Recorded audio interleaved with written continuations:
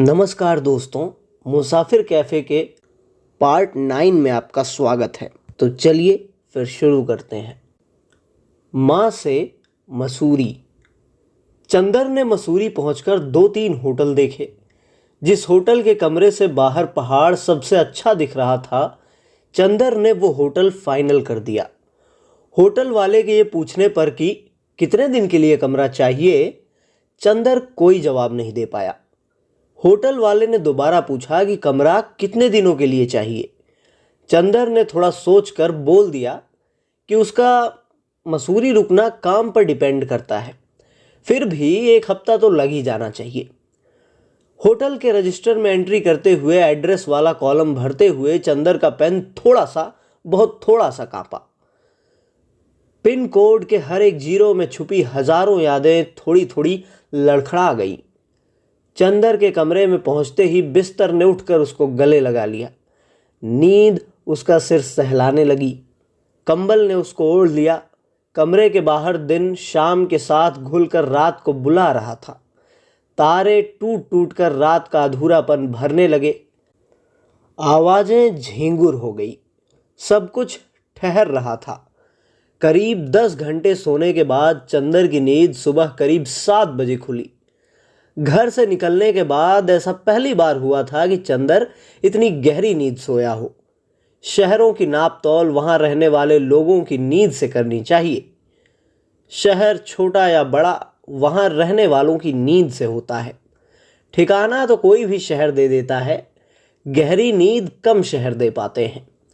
सुबह उठने के बाद चंदर इतना शांत था जैसे 10 घंटे की नींद के बाद नहीं, 10 घंटे के मेडिटेशन के बाद उठा हो। चंदर को कभी सुबह उठने की आदत नहीं थी। जो लोग सुबह जल्दी नहीं उठते, वो अगर किसी दिन गलती से जल्दी उठ जाते हैं तो उन्हें लगने लगता है कि सुबह इतनी अच्छी होती है तो रोज ही सुबह उठना चाहिए। चंदर को भी सुबह देखकर लगा कि अभी तक वो न जाने कितनी सुबहों का नुकसान कर चुका है। चंदर ने अपना जैकेट पहना और मसूरी टहलने के लिए निकल गया। दुनिया की तमाम चीज़ों में से जिनका आप भरोसा नहीं कर सकते, उनमें से एक मसूरी का मौसम भी है।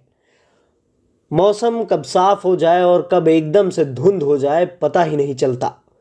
रोज की तरह दुनिया धीरे धीरे शुरू हो रही थी, ठीक वैसे जैसे आज दुनिया का पहला दिन हो। बच्चे स्कूल जा रहे थे। चाय की दुकानें अभी खुल ही रही थी। कुछ बच्चे, बूढ़े, जवान, सभी शेप और साइज के लोग टहल रहे थे। कुछ बूढ़े इतनी जल्दी जल्दी टहल रहे थे कि जैसे ऐसे ही टहलते टहलते एक दिन जवान हो जाएंगे।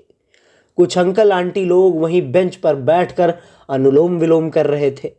उधर चाय की दुकान के पास कुछ लोग अखबार पर आंख गड़ाए हुए थे। अपनी शादी के सालों की लंबाई के हिसाब से सड़कों पर दिखने वाले कपल्स के बीच की दूरी नापी जा सकती थी। थोड़ी ही आगे चलने पर चंदर को हनीमून इन होटल दिखाई दिया। होटल देखकर सुधा की याद आई, फिर सुधा की बात की याद भी, फिर सुधा के साथ बिताया टाइम याद आया, फिर सुधा की जिद भी याद हो आई। और सड़क पर खड़े खड़े एक ही मिनट में चंदर हनीमून इन के सामने फिर से एक बार अकेला हो गया। अगली चाय की टपरी पर जाकर चंदर चाय लेकर चाय के गिलास की गर्माहट को हल्के हल्के महसूस कर रहा था। चंदर के हाथ का जितना हिस्सा चाय के प्याले की गर्माहट को छू रहा था, उतने हिस्से को सुधा की याद आ रही थी। यादें सिर पे मंडराने वाले मच्छरों के झुंड की तरह होती हैं। कहीं भी भाग जाओ वो सिर पर घेरा बनाकर भिनभिनाने लगती हैं। मसूरी का एक चक्कर लगाने के बाद चंदर लौट ही रहा था कि पम्मी ट्रैवल की दुकान दिखाई पड़ी। दुकान बाहर से कोई भी नॉर्मल टूर एंड ट्रैवल की दुकान लग रही थी। वो ये सोचकर दुकान को पीछे छोड़कर आगे बढ़ गया कि अगर पम्मी से मिलने गया तो वो सोचेगी कि ये बड़ा चेप टाइप है। एक ही दिन में दुकान ढूंढकर मिलने भी आ गया। चंदर को मसूरी की ठंड और ठंड में मिले हुए कोहरे को महसूस करते हुए पता ही नहीं चला कि कब 2 घंटे बीत गए। चंदर को मुंबई के ट्रैफिक की इतनी आदत हो चुकी थी कि मसूरी की सड़कें उसको गोद जैसी लगी। मुंबई की सड़कों पर सुकून नहीं था और मसूरी की हर एक चीज में उसको सुकून दिख रहा था। ऐसा शायद वहां रहने वाले के साथ न होता हो, लेकिन चंदर की आंखों में अभी भी मुंबई की सड़कों की बेचैनी अटकी हुई थी। हम सभी का अपना एक फेवरेट शहर होता है जहां हम रिटायर होने के बाद रहना चाहते हैं। कमाल की बात है कि हम उस शहर का पता जानने के बाद भी कभी वहां पहुंच नहीं पाते। अगर जिंदगी के पते पर पहुंचना इतना आसान होता तो जिंदगी की औकात 2 नंबर के जीके की सवाल भर होती। आगे बढ़कर चंदर एक किताब की दुकान पर पहुंचा।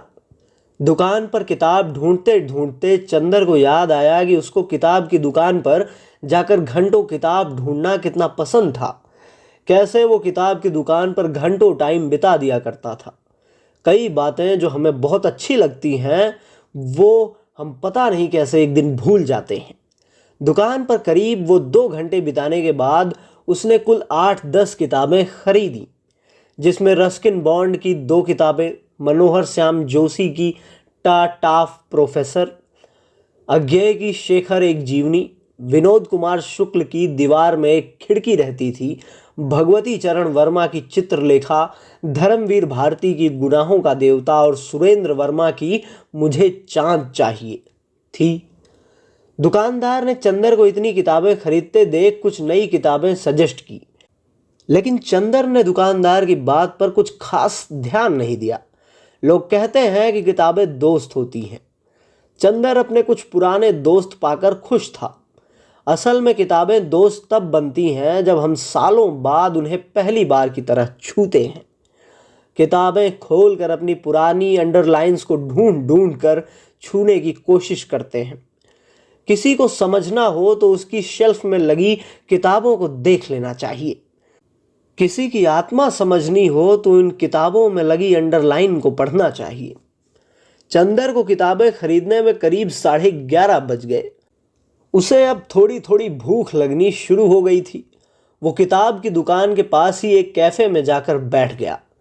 कैफे साइज में बड़ा था, लेकिन कैफे का मेन्यू छोटा था। मुश्किल से 3-4 टेबल। मेन्यू में बस 3-4 तरह के पराठे, 1-2 तरह के सैंडविच और चाय, कॉफी, नींबू पानी, बस इतना ही मिलता था इस कैफे में। इक्का दुक्का टूरिस्ट बीच बीच में आलू गोभी पनीर के पराठे खाने आते रहते। चंदर ने पराठे और चाय ऑर्डर करके किताबें पलटना शुरू कर दिया था। किताब पलटते पलटते करीब 1 घंटा बीत गया। शहर छोटा हो तो दिन बड़े हो जाते हैं। चंदर आराम से किताब पढ़ने में मशगूल हो गया। शेखर एक जीवनी को पलटते हुए उसको अपनी जान पहचान की एक पुरानी लाइन मिली। यदि प्रत्येक व्यक्ति अपनी जीवनी लिखने लगे तो संसार में सुंदर पुस्तकों की कमी न रहे। इस लाइन को पढ़कर चंदर ने किताब के पन्ने को सहलाया और किताब के पन्ने ने वापस चंदर को सहलाया। यह लाइन कहीं खो न जाए, इसीलिए चंदर ने काउंटर वाले लड़के से पेन मांगा और अपनी जिंदगी के बारे में सोचने लगा कि उसको अगर अपनी किताब लिखनी हो तो उसका एंड वो क्या लिखेगा। ऐसा कुछ तो उसने किया ही नहीं है। उसकी कहानी में ऐसा अलग क्या है जो वो बैठ के किसी को सुना पाए। यह सोचकर चंदर को पहली बार अपने ऊपर कोफ्त हुई। किताबें मज़ा देती हैं और अच्छी किताबें मज़े मज़े में पता नहीं कब बेचैनी दे देती हैं। चंदर पहली बार अपनी ज़िंदगी के बारे में किताब की तरह सोच रहा था। दिमाग पर बहुत जोर डालने के बाद भी उसे समझ नहीं आया कि उसकी कहानी का एंड क्या है, उसको पहुंचना कहाँ है, वो करना क्या चाहता है। सुधा अगर शादी के लिए मान जाती तो क्या वो एंड होता? सुधा से बच्चे होते तो क्या होता? उसके बच्चे बड़े होकर बहुत अच्छा करते तो क्या वो एंड होता? ऑफिस में अपने दोस्तों जैसे 2-3 घर बुक करवा लेता तो क्या वो एंड होता? शेयर में इन्वेस्ट करके लाखों कमा लेता तो क्या वो एंड होता? अपनी जिंदगी के बारे में किताब की तरह सोचने से समझ में आता है कि हम रोज कैसी तुच्छी जिंदगी जीने के लिए मरे जा रहे हैं। किताब और जिंदगी में बस लॉजिक भर का फर्क होता है। किताबों का अंत लॉजिकल होता है, जिंदगी का नहीं होता। जो लोग जिंदगी लॉजिक से ढूंढते हैं उनके जवाब हमेशा गलत होते हैं। ये सब सोचते हुए उसको पहली बार यह ख्याल आया कि छुट्टियां क्यों इतनी जरूरी होती हैं। अपनी जिंदगी के बारे में किताब की तरह सोचने से कई सारे भ्रम दूर हो जाते हैं। चंदर को बहुत ढूंढने पर भी अपनी जिंदगी का कोई लॉजिकल अंत नहीं मिला। उसने थक कर अपनी जिंदगी के अंत के बारे में सोचना बंद कर दिया और एक और चाय का ऑर्डर दे दिया। चाय की चुस्की में जैसे पुराने दिन घुले हुए होते हैं। हर एक चुस्की के साथ पुराने दिन उसके अंदर उतर कर उसको बेचैन करने लगे। अब सुधा से ज्यादा उसको अपने होने वाले बच्चे की याद आती। सुधा हमेशा कहती थी, हमें केवल यादें नहीं आती बल्कि सबसे ज्यादा वो यादें याद आती हैं जो हम बना सकते थे। चंदर अपने मन में अपने बच्चे की शक्ल बनाने लगा। बच्चा किसके जैसा ज्यादा दिखेगा? चंदर हमेशा से चाहता था कि जब भी बच्चा हो तो लड़की ही हो, क्योंकि बच्ची होने पर वो सुधा के बचपन की झलक देख पाता, छू पाता। ये सारी बातें उसको परेशान कर रही थी। तभी उसने देखा कि कैफे में पम्मी आई हुई है। पम्मी ने काउंटर पर बैठे लड़के से कुछ बात की। वो चाय बनाने का बोलकर जैसे ही घूमी, चंदर पर उसकी नजर पड़ी। चंदर को देखकर पम्मी उसकी टेबल पर आई और इतनी सारी किताबें देखते ही बोली, तो इसीलिए घर छोड़ा था? मुझे खुद नहीं पता किस लिए। तुम्हें क्या लगता है किस लिए छोड़ा होगा घर? इतनी सारी किताबें हैं तो किताबें पढ़ने के लिए ही छोड़ा होगा। किताबें पढ़ने के लिए घर छोड़ने वाले तुम दुनिया के पहले आदमी होगे। Good idea. दिन भर बैठकर बस किताब पढ़ना और चाय पीना, इतना हो जाए तो लाइफ सेट है। किताबें भी बहुत हो गई और यादें भी। यादें तो इतनी हो गई हैं कि नई यादें बनाने की ज़रूरत ही नहीं है। पुरानी वाली रिवाइज करके ही काम चल जाएगा। आजकल ब्रेकअप के बाद घर कौन छोड़ता है यार? ब्रेकअप के लिए नहीं छोड़ा, अपने पागलपन के लिए छोड़ा है। क्या है पागलपन तुम्हारा? पता नहीं, ढूंढ रहा हूं। कहाँ ढूंढ रहे हो? किताबों में? अपने आप में। आज घर छोड़े हुए 11 दिन हुए हैं, मिल जाएगा। खैर, तुम यहाँ कैसे? इस कैफ़े का मालिक कैफ़े को बेचना चाहता है। 1 बजे का टाइम दिया था, अभी तक आया नहीं। ये तो बहुत बड़ी जगह है यार। तुम भी कैफ़े चलाओगी या कुछ और प्लान है? बाय द वे, मैंने तुम्हारी शॉप देखी थी। तुम्हारा तो टूर्स एंड ट्रेवल्स का काम है, फिर कैफ़े क्यों? अरे, तो आए क्यों नहीं तुम? अपना पागलपन ढूंढने में बिजी था। खैर, तुम्हारा इस जगह को लेकर क्या प्लान है? पम्मी टूर्स एंड ट्रेवल्स की क्या कहानी है? तुम्हें मिल गया अपना पागलपन? बाप रे, इतने सारे सवाल एक साथ। घर वाले इतने ही सवाल पूछते थे, इसीलिए घर छोड़ दिया था। फिर एक एक करके बता दो। बस एक ही शौक है मेरा, घूमना फिरना। रुड़की में पैदा हुई, पढ़ने में सही थी मैं। वहीं आईआईटी रुड़की से मैंने बीटेक किया। मसूरी ट्रैक करने कई बार आई, बस इसमें मन लग गया। कॉलेज के बाद करीब 5 साल जॉब किया। कई कंट्री गई, खूब घूमी। जब इतने पैसे बच गए कि 1 साल काम चल जाएगा तो ये शॉप ले ली। यहाँ इस कैफ़े में मेरा एक ट्रैवल कैफ़े खोलने का मन है। लोग आएँ, अपनी ट्रिप प्लान करें, होटल में वो फील नहीं आती। मैं चाहती थी ट्रैवलर्स यहाँ आकर रुकें कुछ दिन।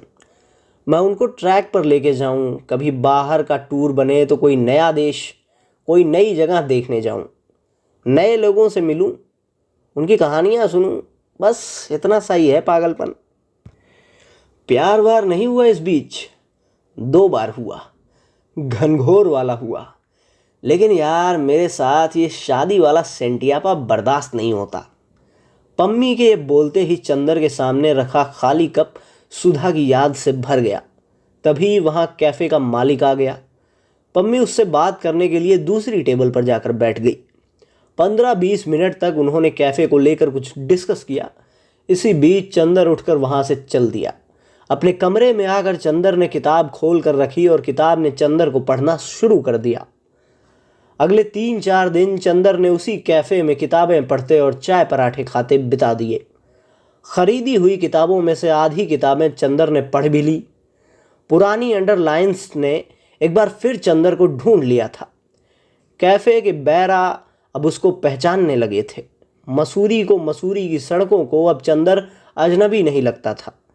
आते जाते होटल वाला चंदर को जगहें बताता रहता। कई बार इंसिस्ट करके धीमी टोन में पूछता भी, सर कोई भी इंतज़ाम करना होगा तो बता दीजिएगा, हमारे यहाँ सब इंतज़ाम रीज़नेबल रेट पर हो जाता है।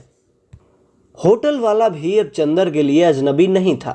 वो चंदर को बार बार मोबाइल पर लड़कियों के फ़ोटो दिखाने की कोशिश करते हुए बताता रहता, सर एक बार देख तो लीजिए, मुंबई की हीरोइन भूल जाएंगे। चंदर उसके इस ऑफ़र को हर बार मुस्कुरा कर टाल दिया करता। इसी बीच चंदर ने अपने घर पर बता दिया कि वो विपश्यना के ध्यान शिविर में गया हुआ है, उसका फ़ोन कुछ दिन बंद रहेगा, वो लोग परेशान न हों। इसी बीच चंदर ने सुधा को फ़ोन करने की कोई कोशिश नहीं की। गुस्सा जब बढ़ जाता है तो दुनिया को झेलना बड़ा मुश्किल हो जाता है। गुस्सा जब हद से ज़्यादा बढ़ जाता है तो अपने आप को झेलना मुश्किल हो जाता है। कमाल की बात है ये कि हम अपने आप से जितना चाहे गुस्सा हों, एक सुबह अपने आप सब सही हो जाता है। चंदर का अपने आप से गुस्सा थोड़ा थोड़ा कम हो रहा था। चंदर का अपने आप को झेल पाना मसूरी ने थोड़ा आसान कर दिया था। जैसे जैसे किताबों के पन्ने पलटते जा रहे थे वैसे ही अगला दिन अपने आप को पलटता जा रहा था। ऐसे ही एक दिन टहलते हुए चंदर पम्मी की शॉप के बाहर से गुजरा और इस बार वो अंदर चला गया। तो तुम कैफ़े कब ले रही हो? उस कैफ़े में चाय के पैसे देना अच्छा नहीं लगता। काश ऐसा होता। कैफ़े की डील ही नहीं हो पा रही। क्यों? उसका ओनर 12 लाख रुपए बोल रहा है। कैफ़े तो बहुत अच्छा है। हाँ वही तो, मैं डील मिस नहीं करना चाहती। ये सुनकर चंदर चुप हो गया। पम्मी ने चाय के लिए पूछा। चंदर ने चाय के लिए तुरंत हाँ किया। वो चाय को कभी मना कर ही नहीं पाता था। चंदर ने पम्मी से उसका कंप्यूटर यूज करने के लिए मांगा। चंदर ने अपना ईमेल चेक किया। मेल बॉक्स में दुनिया भर की मेल थी, डॉक्टर बत्रा से लेकर होम लोन तक की, लेकिन सुधा का एक भी ईमेल नहीं था। मेल चेक करने के बाद चंदर ने एक कागज़ का टुकड़ा लेकर कुछ हिसाब किताब किया और बोला, कैफ़े वाली डील मिस मत करो। नहीं करना चाहती लेकिन क्या करूं, हालांकि मैंने टाइम ले रखा है, बैंक मुझे लोन देगा नहीं। एक बंदे से बात की है, वो बोल रहा है 2 लाख रुपए लेगा और 12 लाख का लोन अप्रूव करा देगा, लेकिन वो बंदा सही नहीं लग रहा। कैफ़े चलोगी? बोल तो ऐसे रहे हो जैसे कैफ़े खरीदने जाना हो। कैफ़े खरीदने भर के पैसे थोड़े हैं मेरे पास, पराठे खिलाने भर के हैं। चलो चलते हैं, चलो। तो दोस्तों आज के लिए बस इतना ही। फ़िलहाल चैनल को सब्सक्राइब करके रखिए, अगला पार्ट बहुत ही जल्द लेके आएंगे आपके लिए। तब तक के लिए बने रहिए हमारे साथ। वीडियो को लाइक कीजिए, शेयर कीजिए और कमेंट में हमें बताइए कि आपको कहानी कैसी लगी। बहुत बहुत धन्यवाद आपका यहाँ तक सुनने के लिए।